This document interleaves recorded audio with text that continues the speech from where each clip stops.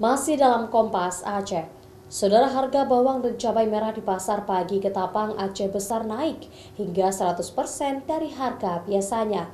Pasalnya, stok barang menipis tetapi permintaan pasar terus meningkat.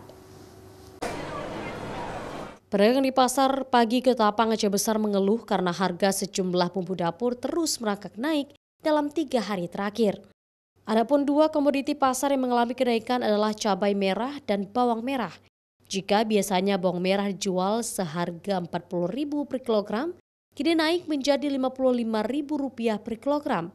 Sedangkan cabai merah naik drastis hingga 100%, yaitu harga Rp45.000 per kilogram, naik menjadi Rp90.000 per kilogramnya.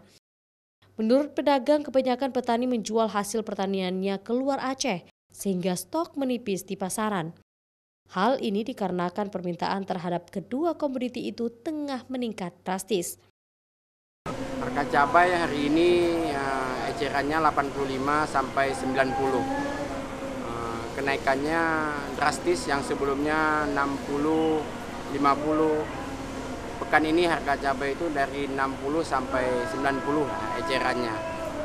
Kenaikan sembako atau barang pokok ini dominan disebabkan tidak adanya hasil petani lokal, dan dominan barang ini dipasok dari Sumatera Utara. Sementara itu, harga bumbu dapur lainnya masih stabil seperti bawang putih, tomat, dan jenis sayur mayur lainnya. Nova Mistayanti, Kompas TV, Banda Aceh.